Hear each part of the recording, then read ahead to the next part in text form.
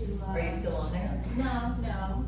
I automated that now, but I went to China, to that Guangzhou, Mm-hmm. for like a nice, looking at the products and stuff. Sure. Yeah. Went to factories too.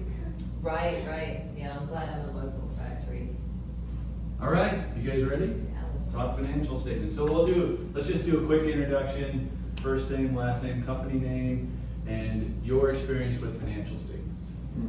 So just a quick introduction. Suzette, you want to get started? Suzette Smith, I'm a food manufacturer, I make sauerkraut, I've been in business for 10 years. I'm learning how to read financial statements. All right. Yeah, I'm getting there, I finally feel like I've got a good team behind me, so I wanna be just a little bit more peaked on that. Awesome. My name is Beatrice Murphy. I own Scheme of Aesthetics for about 3 years now, and I'm just doing financial insights through Excel sheets. I just have a separate bank for expenses, and that's it. That's all. I don't really have financial statements, maybe. Okay. Jamie Taylor. I actually was with Toll Brothers, home builder, residential developer for 20 plus years, and had a lot of exposure to their financial systems, and which was JDE, and I don't know if you're familiar with that. It's a fairly bigger system, but the reporting was very basic, right? Here's where you're at, and it was very repetitive. I transitioned about 3 years ago to Cameron Custom.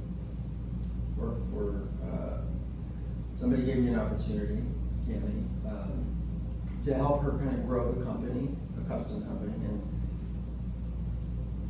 and I don't want to drag it out, but this is where I think this comes in, and it's really important, is because we have an accounting department as far as Camelot Homes. We're a subsidiary of them, but they really don't get involved in what we do, and so we have to really take the lead on the accounting side or the financial side, and it's been overwhelming because I'm not familiar with how the pieces all come together. So it's certainly something I've been bugging Cami about because I would love to learn just how it all comes together. Because what will happen is I'll do the spreadsheets like you mentioned, and you put it together and you get one number, but then all of a sudden here comes the accounting department with something completely different, and you go, well, what did I miss?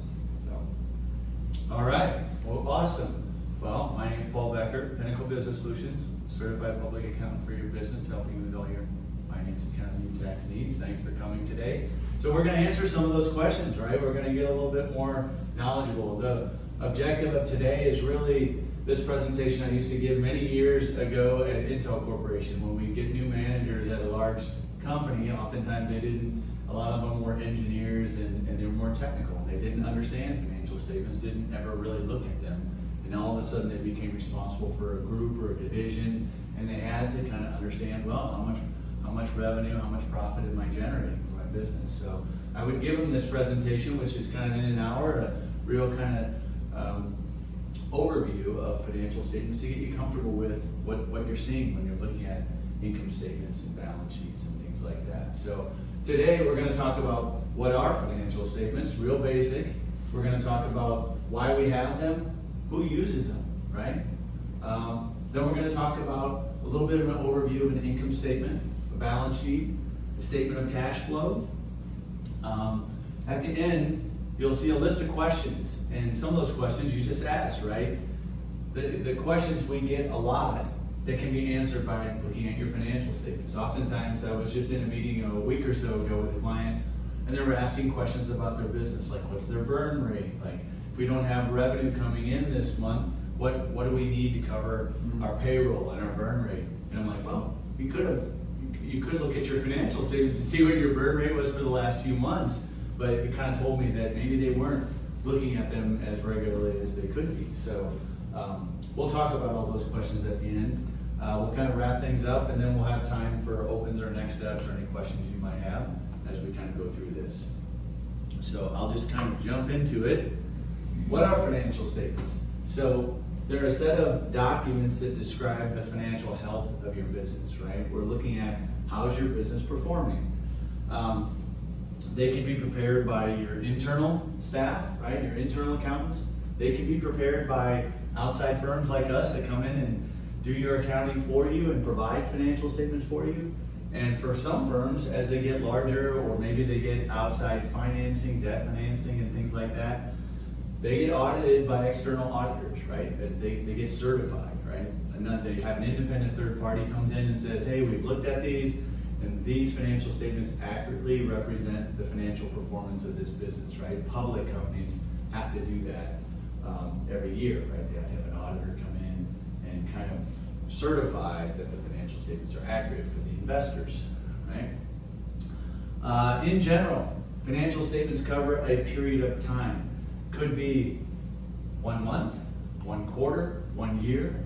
I mean, technically, you can look at a financial statement for a week. You could prepare financial statements weekly if you wanted to, but in most cases, we prepare financial statements for our clients on a monthly basis, quarterly basis, and annual basis.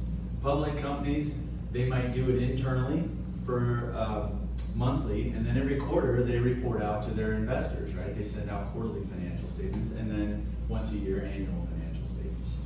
Those financial statements include income statement, a balance sheet, and a cash flow statement. And for public companies, they include notes to the financial statements.